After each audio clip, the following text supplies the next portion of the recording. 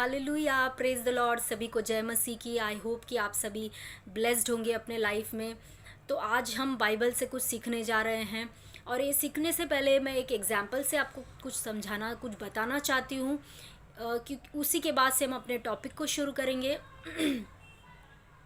आपने ऐसे लोगों को देखा है जो कुछ समय के लिए, मतलब वो अपने एन्जॉयमेंट के लिए कहीं न कहीं कहीं तंबू लगाते हैं। वो तंबू 1-2 दिन के लिए लगाते हैं और उसके बाद वो वहाँ से चले जाते हैं।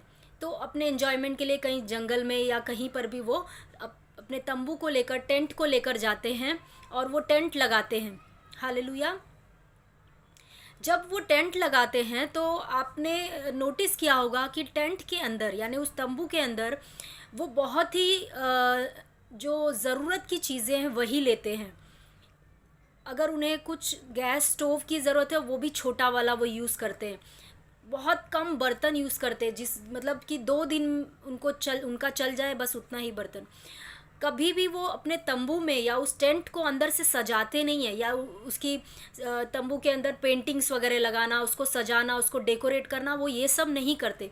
वो बहुत ज़रूरी चीज़ें उस टेंट के अंदर लेते हैं, ताकि किसी तरह वो 2 दिन जो है वो उस टेंट में बिता सकें। 2 दिन किसी तरह से उनका उस टेंट में निकले। लेकिन जब जब कोई अपना घर बनाता है, हालेलुया, कोई ज़मीन खरीदता है, उसके ऊपर अपना घर बनाता है, या कोई घर खरीदता है खुद का, तो वो क्या करता है, उस घर को वो बहुत ही सुंदर रीति से उसको सजाता है। उसकी दीवारों पर पेंटिंग्स लगाते हैं लोग, और वो टीवी वगैरह सब लगा कर, घर में फर्नीचर वगैरह लगा कर वो सब पूरा घर सजाते हैं और सेट करते हैं। Hallelujah, thank you Jesus. क्यों ऐसा? क्योंकि पता है कि जो तंबू है, जो टेंट है, वो परमानेंट घर नहीं है, यानी हमेशा के लिए उस घर में रहना नहीं है। हालेलुया। उस घर को, मुझे टेंट को छोड़ना है और कहीं और जाना है। हालेलुया। लेकिन जो घर रहता है, खरीदा हुआ घर, खुद का घर, वो पता है कि ये परमानेंट जगह है। जब तक मैं इस घर में रहूँगा, मुझे इसी घर में, जब तक मैं इस धरती पर रहूँगा, इसी घर में मुझे रहना है। इसलिए उसको अच्छी तरीके से हम क्या करते हैं, सजाते हैं, डेकोरेट करते हैं। उसी रीति से बाइबल में पौलुस कुछ ऐसी बात करता है जो बहुत ही अद्भुत बात है। 2 कुरिन्थियों 5वां अध्याय उसका पहला वचन, 2 कुरिन्थियों 5वां अध्याय उसका पहला वचन, यहाँ पे पौलुस कहता है, क्योंकि हम जानते हैं कि जब हमारा पृथ्वी पर का डेरा सरीखा घर गिराया जाएगा, तो हमें परमेश्वर की ओर से स्वर्ग पर एक ऐसा भवन मिलेगा जो हाथों से बना हुआ घर नहीं, परंतु चिरस्थायी है। हालेलुया। यहाँ पर पौलुस कह रहा है, क्योंकि हम जानते हैं कि जब हमारा पृथ्वी पर का डेरा सरीखा घर, डेरा सरीखा मतलब टेंट जैसा जो घर है, जब वो गिराया जाएगा, तो हमें परमेश्वर की ओर से स्वर्ग पर एक ऐसा भवन मिलेगा जो हाथों से बना हुआ घर नहीं है, लेकिन चिरस्थायी है। चिरस्थायी मतलब अनंत काल का घर रहेगा। पौलुस यहाँ पे किस चीज़ की बात कर रहा है? कौन से टेंट की, कौन से तंबू की, या कौन से डेरे की बात कर रहा है जो गिराया जाएगा? वो डेरा कुछ और नहीं, लेकिन हमारा ये शरीर है। हालेलुया। पौलुस इसी तंबू की बात कर रहा है। इस शरीर को वो कह रहा है कि एक तंबू के समान है, और ये एक दिन ये तंबू जो है गिरा दिया जाएगा, यानी ये तंबू यहीं पर रह जाएगा, और हम जो हैं वो, हमें परमेश्वर की ओर से स्वर्ग में एक ऐसा भवन मिलेगा, ऐसा बिल्डिंग मिलेगा। इंग्लिश में अगर आप पढ़ोगे तो बिल्डिंग लिखा है। ऐसा बिल्डिंग मिलेगा जो हमेशा हमेशा के लिए ठहरने वाला है। हालेलुया। जो कभी ख़त्म नहीं होगा। तो पौलुस इस शरीर को कह रहा है कि ये एक तंबू के समान है। Hallelujah, thank you Jesus. मैंने आपको स्टार्टिंग में ही बताया कि जब कोई तंबू में रहता है तो उस तंबू को सजाता संवारता नहीं है। उस तंबू को उस तंबू में फर्नीचर वगैरह लाकर नहीं रखता है। उस तंबू में बहुत ज़रूरत की सामान ही वो लेता है। हालेलुया। क्योंकि उसे पता है कि उसे वो तंबू को छोड़ना है, वो तंबू में नहीं रह सकता हमेशा के लिए। उसी रीति से प्रियो, पौलुस यहाँ पे कह रहा है कि ये तंबू में हम हमेशा के लिए रहने वाले नहीं हैं, हमें इसे छोड़ना पड़ेगा। एक दिन ऐसा आएगा जब इस तंबू को गिराया जाएगा, तब हमें उस दिन परमेश्वर की ओर से ऐसा भवन, ऐसा बिल्डिंग मिलेगा जो हाथों से नहीं बनाया गया और वो अनंत काल के लिए है। Hallelujah, thank you Jesus, hallelujah. लेकिन प्रियो, कई बार ऐसा होता है, प्रॉब्लम ये होता है कि हम मसीही जो हैं, हम प्रभु में आ तो जाते हैं, लेकिन हम इस तंबू, यानी अगर जब मैं तंबू की बात करूँ तो हमारे शरीर की बात हो गई, और शरीर से जुड़ी हुई हर चीज़ों की बात, यानी इस दुनियावी चीज़ों की बात भी हो गई। हालेलुया। हमारा जो ज़्यादातर ध्यान है, ज़्यादातर वो हमारा इसी तंबू पे लगा रहता है। हालेलुया। हमारे घर पर हम क्या खाएंगे, क्या पहनेंगे, हमारे बच्चे कौन से स्कूल में जाएंगे, हम उनका फीस कहाँ से लाएंगे, हमारा जो ज़्यादातर ध्यान है वो इसी तंबू पर लगा रहता है, और इस तंबू से जुड़ी हुई चीज़ों पर। हालेलुया। हमारा जो शरीर है वो इस संसार में रहता है। हालेलुया। तो हम अपने इस शरीर पर, इस तंबू पर मन लगा कर रखते हैं, और इस तंबू से जुड़ी हुई हर एक चीज़ें जो संसार में, उन पर भी मन लगा कर ज़्यादातर रखते हैं प्रियो। लेकिन बाइबल हमें कह रही है कि ये तंबू एक दिन आएगा कि ये तंबू गिराया जाएगा। यहाँ पे पौलुस ने ये नहीं कहा ये बिल्डिंग गिराया जाएगा, ये तंबू गिराया जाएगा। पौलुस को पता है कि ये तंबू के समान है, इसमें कुछ है नहीं, ये बहुत ही जल्दी से ये गिराया जाएगा। हालेलुया। लेकिन सबसे बड़ी बात यह है कि हम इसी तंबू से जुड़ी हुई चीज़ों को, इसी शरीर से जुड़ी हुई चीज़ों को हम मायने देते हैं, हम उसी के बारे में सोचते रहते हैं। लेकिन जो स्वर्गीय घर हमें मिलने वाला है, स्वर्ग में हम जब जाने वाले हैं, तो हम उस पर हमारा कोई ध्यान नहीं रहता है प्रियो। Hallelujah, thank you Jesus. देखिए, मैं कहना क्या चाहती हूँ, मैं ये नहीं कह रही हूँ कि हमें इस शरीर का ध्यान नहीं देना है, क्योंकि पहला कुरिन्थियों 3:16 जब आप पढ़ोगे तो वहाँ पर उसमें पौलुस कहता है कि जो ये शरीर है हमारा, ये शरीर जो है वो पवित्र आत्मा का मंदिर है। हालेलुया। ये मंदिर है, इसको केयर करना है, इसको अच्छे से खिलाना पिलाना है। हालेलुया, इसको अच्छे से रखना है। लेकिन मेरे कहने का बस इतना मतलब है कि हमारा फोकस जो है इस शरीर में, इस डेरे में, इस तंबू में रहते समय, हमारा जो फोकस है वो यहाँ पर इस दुनियावी चीज़ों में, इस शरीर से जुड़ी चीज़ों में ही सिर्फ नहीं रहना चाहिए। Hallelujah, thank you Jesus. कई बार हम ऐसा होता है कि हमें लगता है कि बस इस धरती पर हम जी रहे हैं, बस यही मेरा सब कुछ है, मतलब शरीर के लिए जीते हैं पूरी तरह से। हम क्या खाएंगे, कैसे रहेंगे, अपने बच्चों की चिंता करते रहते हैं। ये क्या है, हम पूरा अपना फोकस जो है वो इस डेरे पे, इस तंबू पे और इससे जुड़ी हुई सारी चीज़ों पर लगा रहे हैं, जो कि एक दिन गिराया जाएगा बहुत ही जल्दी। हालेलुया। तो प्रियो, हमें ऐसा नहीं करना है, हमें उस घर की ओर, उस स्वर्गीय घर की ओर देखना है, ध्यान देना है।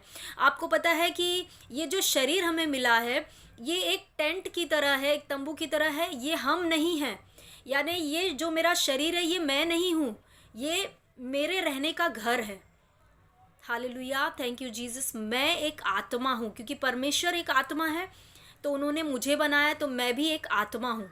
उस आत्मा को रहने के लिए घर की ज़रूरत थी इस दुनिया में। उस आत्मा को रहने के लिए, वो आत्मा को काम करने के लिए घर की ज़रूरत थी।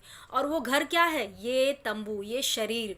परमेश्वर ने मेरी आत्मा को इस शरीर के अंदर डाला है, इस तंबू के अंदर डाला है।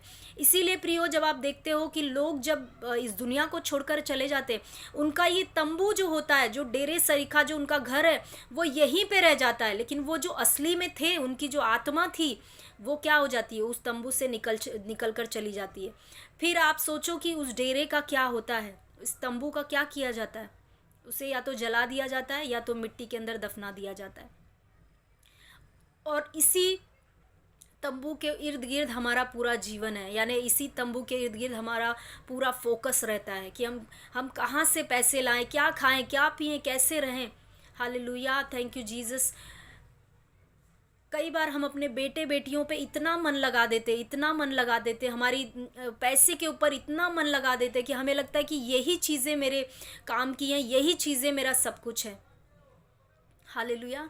लेकिन यहाँ बाइबल साफ रूप से यहाँ पे पौलुस कह रहा है कि ये गिराया जाएगा सब कुछ, ये चीज़ें जो हम देख रहे हैं, इनमें से एक भी चीज़ आप मुझे बता दीजिए जो अनंत काल तक चलने वाली है।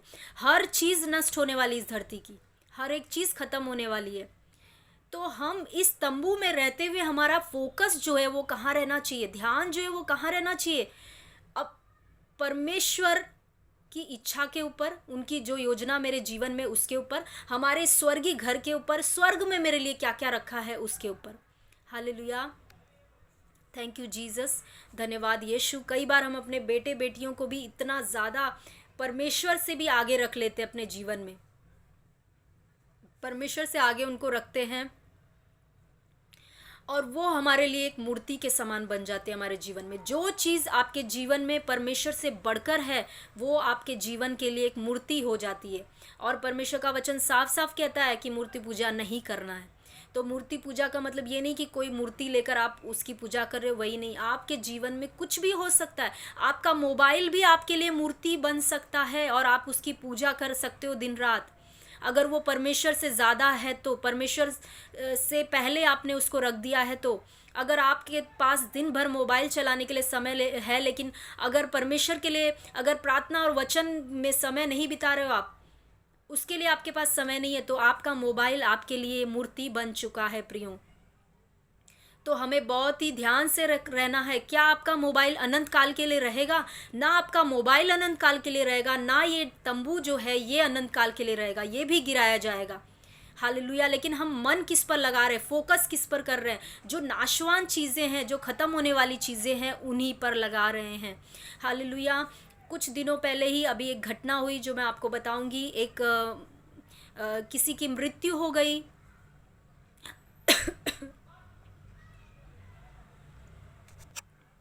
Thank you Jesus. तो जैसे मैं बता रही थी कि एक घटना हुई, किसी की मृत्यु हो गई और मृत्यु के समय में उनके जो बेटे थे वो भी उनके पास नहीं थे और उनको हॉस्पिटल ले जाने की ज़रूरत थी, लेकिन कोई उनके पास नहीं था। उनके बेटे तक उनके पास नहीं थे और वो उस हद, उस तकलीफ़ में जो उनको लास्ट मोमेंट पे पीड़ा हुई और उसी में वो चली गई। पूरे जीवन भर उस औरत ने, उन्होंने अपने बेटों के लिए सब कुछ किया। हालेलुया। अपने बेटों के लिए सब कुछ किया, लेकिन वो बेटे अपने परिवार में इतने ज़्यादा बिजी थे कि उनको अपनी माँ के लिए ही समय नहीं था और अंत में वो ऐसे ही चली गई। तो मैं बस सोचने लगी, मैं बस सोच ही रही थी कि परमेश्वर, बहुत सारे क्वेश्चन मेरे दिमाग में चल रहे थे। फिर मैं बस सोचते सोचते ये सारे वचन मुझे याद आने लगे, परमेश्वर के वचन, कि क्या मतलब है इस दुनिया में, इस धरती पर आप सब कुछ कमा ले रहे हो, लेकिन अगर परमेश्वर आपके जीवन में नहीं है, आपका फोकस परमेश्वर नहीं है, आपका फोकस स्वर्ग नहीं है, तो इस धरती की चीज़ों को आप कमा कर क्या कर ले रहे हो? उन्होंने क्या कर लिया? अपने बेटे को, उन बेटों को पैदा किया, बड़ा किया, उनकी शादी करवाई, अच्छा सा उनको जीवन दिया, सब कुछ देने के बावजूद भी जब अंतिम समय आया तो उनको कोई काम नहीं आया। प्रियो, हो सकता है आपके जीवन में कोई काम नहीं आया, लेकिन एक है जो अनंत से अनंत काल तक आपके साथ रहेगा। वो आपको कभी नहीं छोड़ेगा, कभी नहीं त्यागेगा, और उसका नाम यीशु मसीह है। वो खुद हमारा अब्बा पिता है। उसका वायदा कहता है, उसने वायदा किया है तो वो कभी हमें नहीं छोड़ेगा। तो ये हमारी सच्चाई है, इस धरती पर रहते हुए हमारी सच्चाई है कि एक दिन इस तंबू को, इस डेरे सरीखे घर को ये गिर जाएगा। फिर हमें एक महिमामय शरीर, पौलुस आगे जो बात कर रहा है कि स्वर्ग में एक ऐसा भवन, एक ऐसी बिल्डिंग मिलेगी जो चिरस्थायी है, यानी जो अनंत काल के लिए है, जो हाथों से बनाई नहीं गई। वो किसकी बात कर रहा है पौलुस? पौलुस ये नहीं कह रहा है कि स्वर्ग में एक महल बनाया है आपके लिए, नहीं। वो एक ऐसे स्वर्गीय देह की बात कर रहा है, महिमामय शरीर की बात कर रहा है। जब हम इस शरीर को, क्योंकि ये शरीर स्वर्ग में नहीं जा सकता, ये इस धरती का शरीर है, तो इसे हमें यहीं पर छोड़ना पड़ेगा। ये हम छोड़ देंगे और जब हम स्वर्ग में जाएंगे तो हमें एक महिमामय शरीर दिया जाएगा परमेश्वर की ओर से, जो शरीर अनंत से अनंत काल तक रहेगा, जो स्वर्ग में हम उस शरीर में रहेंगे और वो महिमामय शरीर रहेगा। उस शरीर में कोई बीमारियां नहीं हो सकती, वो शरीर महिमामय रहेगा। तो पौलुस इसकी बात कर रहा है। तो प्रियो, मेरा कहने का बस इतना मतलब है कि जब हम इस डेरे में रह रहे हैं, इस तंबू में रह रहे हैं, तो हमें ये याद रखना है कि एक तंबू है बस। इसे छोड़कर हमें अपने घर पे जाना है, हमें उस महिमा में शरीर में जाना है। Hallelujah, thank you Jesus. आप अगर आगे पढ़ोगे तो पौलुस बहुत सुंदर रीति से इसी 5वें अध्याय में कहता है कि पौलुस कहता है कि मेरा मन तो ऐसा करता है कि मैं इस तंबू को छोड़कर अपने स्वर्गीय देह को पहन लूँ, स्वर्गीय घर को पहन लूँ। Hallelujah, thank you Jesus. लेकिन फिर कहता है कि इस तंबू में रहना मुझे तुम्हारे लिए ज़रूरी है। तो प्रियो, हमें ये जानना है कि ये एक तंबू के समान है। ये संसार जो कुछ भी हमें दिख रहा है ये सब नाश होने वाला है, ख़त्म होने वाला है। इन चीज़ों पर हमें मन लगाकर नहीं रखना है। और कोई भी चीज़ अगर आपको परमेश्वर से ज़्यादा आपने अपने जीवन में रखी है तो वो चीज़ आपके लिए मूर्ति बन चुकी है, उसको आपको हटाना पड़ेगा अपने जीवन से। कई लोग कहते हैं परमेश्वर ने मेरे बेटे को चंगा नहीं किया, मैं प्रभु को छोड़ दूंगा। मतलब इसका मतलब ये है कि आपने अपने बेटे को अपने प्रभु से पहले रख दिया। हालेलुया, अपने प्राण को भी प्रिय नहीं जानना है। अपने बेटे बेटियों को तो छोड़ दो, अपने प्राण को भी प्रिय नहीं जानना है। क्यों ऐसा? क्योंकि वचन कहता है कि यीशु ने हमें अपने लहू से खरीद लिया है। अब हम खरीदे गए लोग हैं। हालेलुया। तो अगर मैं प्रभु की खरीद ली गई, प्रभु ने मुझे खरीद लिया है, तो जो कुछ मेरा है वो सब उसका हो गया। हालेलुया। तो आपके बेटे बेटियों के लिए आपको चिंता नहीं करना, आपके घर के लिए, आपके खुद के खाने पीने के लिए आपको चिंता नहीं करना है।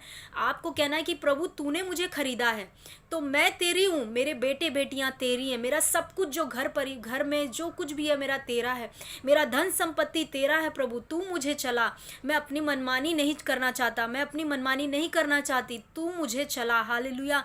इस तरह से हमें हर सेकंड प्रभु पे पूरी तरह से निर्भर रहना है। इस डेरे के ऊपर मन लगाकर नहीं रखना है, फोकस हमारा प्रभु होना चाहिए। हालेलुया, थैंक यू जीसस, धन्यवाद यीशु। मैं ये नहीं कह रही कि हमें अपने घर परिवार का, हमें अपने बेटे बेटियों का केयर नहीं करना है, मैं वैसा बिल्कुल नहीं कह रही। हमें सबका केयर करना है, हमें इस शरीर का भी केयर करना है। मैं ये कह रही हूँ कि दिन रात जो हम सोचते हैं इस शरीर के बारे में, यहाँ की चीज़ों के बारे में, जो ख़त्म होने वाली चीज़ें, वो गलत है। हमें इन सब चीज़ों का, हमें अपने घर वालों का केयर करना है, लेकिन इनको अपने मन में नहीं डालना है। परमेश्वर को पहला स्थान देना। परमेश्वर हमारे मन में, दिलो दिमाग में होना चाहिए। और अगर कुछ चल रहा है हमारे जीवन में, कुछ चिंता की चीज़ें चल रही हैं हमारे घर में, परिवार में, बच्चों के जीवन में, उन सब चीज़ों को हमें प्रभु के हाथ में देना है कि प्रभु मैं कुछ भी नहीं हूँ, प्रभु तूने मुझे खरीदा है, तू इन चीज़ों का केयर कर, तू देख ले कि क्या हो रहा है क्या नहीं। और जब आप उसको दे दोगे सारी बातों को, अपने बेटे बेटियों को, अपने घर को, अपने पैसे रुपए को उसके हाथ में दे दोगे, तो परमेश्वर ज़रूर आपके सारी चीज़ों की देखभाल करना जानता है। उसका वचन कहता है अपनी सारी चिंता उस पर डाल दो क्योंकि उसको तुम्हारा ध्यान है। हालेलुया। आइए और एक वचन पढ़ेंगे। थैंक यू जीसस, धन्यवाद यीशु। इब्रानियों उसका 11 अध्याय उसका 9वां वचन, ध्यान से सुनिए यहाँ पे क्या कह रहा है। इब्रानियों 11 का 9, विश्वास ही से उसने प्रतिज्ञा किए हुए देश में, पराए देश में परदेशी के समान रहकर इसहाक और याकूब समेत जो उसके साथ उसी प्रतिज्ञा के वारिस थे, तंबुओं में वास किया। यहाँ पे बात किसकी चल रही है? अब्राहम की बात चल रही है, पुराने नियम के लोगों की बात चल रही है। यहाँ पे वचन कह रहा है कि जब अब्राहम को कनान देश मिला, अब्राहम गया कनान देश में, तो वहाँ पर उसने घर नहीं बनाया, वहाँ पे उसने बिल्डिंग नहीं बना लिया, जबकि परमेश्वर ने तो उसको प्रतिज्ञा किया था कि ये देश मैं तुझे दूंगा, और परमेश्वर ने उसको दे दिया। लेकिन फिर भी वहाँ पर अब्राहम जो था वो वहाँ पर घर नहीं, बिल्डिंग्स नहीं बना दिए। हालेलुया। सीमेंट पत्थर के बिल्डिंग घर नहीं बनाया उसने, लेकिन लिखा है कि इसहाक और याकूब के साथ तंबुओं में निवास किया, तंबुओं में रहा, टेंट्स में रहा।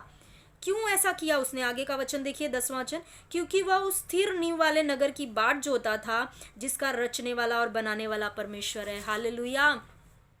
देखिए वो इसलिए ऐसा कर रहा था अब्राहम, क्योंकि वो एक ऐसे नगर की बाट जो रहा था, ऐसे नगर की तलाश में था जो हाथों से बनाया नहीं, जो परमेश्वर ने खुद बनाया है। Hallelujah, thank you Jesus. तो जब पुराने नियम में इन लोगों को इतना सेंस था, उनको इतना पता था कि मैं यहाँ पर टेंट में, भले ही वो वाचा का देश मुझे दे दिया गया, लेकिन मैं यहाँ पर तंबुओं में रहूँगा। वो उसके विश्वास को दिखा रहा है कि मैं तंबुओं में रहूँगा क्योंकि मैं एक और अलग देश की, एक स्वर्गीय देश की तलाश में हूँ। वो जानता था कि वो पृथ्वी पर परदेशी है, वो पृथ्वी पर वो लोग रहने के लिए नहीं है, उनको एक अलग दुनिया में जाना, एक अलग घर में जाना, एक अलग संसार में जाना है। हालेलुया। एक और वचन देखेंगे, आइए यूहन्ना की किताब, उसका 17 वचन देखते हैं हम लोग। यहाँ पे यीशु मसीह क्या कह रहे हैं। 17 अध्याय का 16 वचन, जैसे मैं संसार का नहीं वैसे वे भी संसार के नहीं। यहाँ पे यीशु मसीह क्या कह रहे हैं यूहन्ना 17:16 में, जैसे मैं संसार का नहीं वैसे वे भी संसार के नहीं। वे भी मतलब कौन? जो यीशु मसीह पर भरोसा करते हैं, विश्वास करते हैं। हम विश्वासी लोग, हम क्या हैं? संसार के नहीं हैं, हम संसार से अलग किए हुए लोग हैं। इसलिए प्रियो, हमें संसार के लोगों के जैसे नहीं रहना है। उनको लगता है कि उनका सब कुछ यही है, उनका सब कुछ, उनका जो भी धन संपत्ति, जो भी सब कुछ यहीं पर है उनका जीवन। इसीलिए वो लड़ते हैं अपनी चीज़ों के लिए, प्रॉपर्टीज़ के लिए लड़ते हैं और दुश्मनी करते हैं, बहुत सारी चीज़ें करते हैं। लेकिन हमें पता है प्रियो कि हमारा जो घर है, हमारा घर है, जो हमारा देश है, वो ये नहीं है, हम कहीं और जाने वाले हैं। इसीलिए इस डेरे सरीखे घर में जब तक हम रह रहे हैं, इस तंबू में जब तक रह रहे हैं, तब तक हमारा जो फोकस है इस तंबू में या यहाँ संसार की चीज़ों में नहीं रहना चाहिए, लेकिन हमारे उस स्वर्गीय घर पे रहना चाहिए जो हमें मिलने वाला। एक और वचन हम देखेंगे, पहला यूहन्ना की किताब, पहला यूहन्ना की किताब, उसका 2 अध्याय और उसका 17 वचन। पहला यूहन्ना 2 अध्याय 17 वचन, संसार और उसकी अभिलाषाएं दोनों मिटते जाते हैं, पर जो परमेश्वर की इच्छा पर चलता है वो सर्वदा बना रहेगा। यहाँ पे वचन कह रहा है, यूहन्ना कहता है कि संसार और उसकी अभिलाषाएं दोनों की दोनों मिटते जाती हैं, वो किसी काम की नहीं हैं, वो सब खत्म होंगी। ये संसार भी खत्म होगा। आपको मालूम है, जब आप प्रकाशित वाक्य पढ़ोगे तो लिखा है कि ये संसार को खत्म करेंगे परमेश्वर, नया आकाश नई पृथ्वी बनाई जाएगी। ये संसार भी खत्म होगा और यहाँ की अभिलाषाएं जो हमें खींचती हैं, हालेलुया, वो सारी की सारी मिटती जाती हैं, लेकिन जो परमेश्वर की इच्छा पर चलता है वो सदा बना रहेगा। तो प्रियो, हम संसार के जैसे नहीं हैं, यहाँ के लोगों के जैसे नहीं हैं। हमें पता है कि उनको नहीं पता है, वो अंधकार में है, उन्हें लगता है यहीं पर मृत्यु, यहीं पर जीवन, यहीं पर स्वर्ग, यहीं पर नर्क। उनको नहीं मालूम है कि मरने के बाद असल में हमारा जीवन शुरू होता है। ये जीवन तो एक भाप के जैसा ही ख़त्म हो जाएगा, लेकिन मरने के बाद ही हमारा जो जीवन या तो नर्क या तो स्वर्ग, अनंत से अनंत काल के लिए। उन्हें ये चीज़ नहीं पता है, वो अंधकार में। लेकिन आपको और मुझको, जो हम विश्वासी मसीह, हमें पता है कि यहाँ पर जैसे ही ये डेरा सरीखा घर हमारा गिराया जाएगा, वैसे ही हम अपने स्वर्गीय घर में, अपनी महिमा में शरीर में प्रवेश करेंगे और अनंत से अनंत काल के लिए अपने पिता के साथ रहेंगे। फिर कोई दुख नहीं होगा, कोई क्लेश नहीं होगा, कोई शैतान नहीं होगा जो हमें हमारे पिता से अलग करे। इसी धरती पर हमें जो लड़ाई लड़नी है विश्वास की, इसी धरती पर लड़नी है प्रियो। इसीलिए मैं आपको एनकरेज करूँगी कि किसी चीज़ को आप परमेश्वर से बढ़कर ना करें। कई बार हमें बहुत सारी चीज़ें हमारे जीवन में होती है, हमें समझ में नहीं आती है।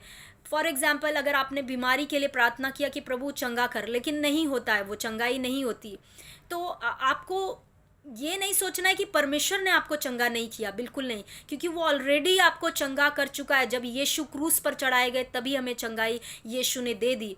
तो कुछ तो बात है जो मुझे अभी तक नहीं पता, जिसकी वजह से मैं अपनी चंगाई को रिसीव नहीं कर पा रहा हूँ या कर पा रही हूँ। तो हमें उस चीज़ को अपने ऊपर लेना है कि मुझे और सीखना है और जानना है। हालेलुया। देखिए, कई परमेश्वर के बड़े बड़े दास, अभिषिक्त जो हैं, आज आप देख रहे हो कि कैसा वो जीवन जी रहे हैं, बहुतायत का जीवन जी रहे हैं, वो अद्भुत, मतलब चिन्ह चमत्कारों वाला जीवन जी रहे हैं। तो उनके पास भी सेम बाइबल है, उनके पास भी वही परमेश्वर है, लेकिन कैसे वो उस लेवल का जीवन जी रहे हैं और हम यहाँ पर इस लेवल का क्यों? कुछ तो ऐसी बात है जो परमेश्वर की ओर से नहीं है, लेकिन हमारे में कुछ है जो हमने अभी तक जाना नहीं है। तो हर बात में हमें सीखने की कोशिश करना है, हमें परमेश्वर पे कुड़कुड़ाना नहीं है, क्योंकि परमेश्वर ने ऑलरेडी सब कुछ मसीह यीशु में कर दिया है। वचन कहता है कि जो भक्ति और जीवन से संबंध रखता है वो सारी चीज़ें हमें मसीह यीशु में दे दी गई हैं। तो जैसे जैसे हम धीरे धीरे वचनों को सीखेंगे, हम इन सारी बातों का से छुटकारा पाते जाएंगे कि क्यों बहुत सारे क्वेश्चन हमारे मन में रहते हैं, वो सारी बातों को हम सीखेंगे। तो आज का जो मेरा वचन था, आई होप कि आप इस वचन से ब्लेस्ड हुए। आपको मालूम पड़ा कि कैसे इस डेरे सरीखे घर की बात, तंबू की बात पौलुस कर रहा है कि ये गिरेगा और हमें एक अनंत काल में घर मिलेगा। तो हमें उस घर के ऊपर अपना फोकस लगाना है। यहाँ की चीज़ों को हमें, सब चीज़ें हमें करना है, सबका देखभाल भी करना है, लेकिन हमारा ध्यान, हमारा दिल दिमाग इस पर नहीं होना चाहिए।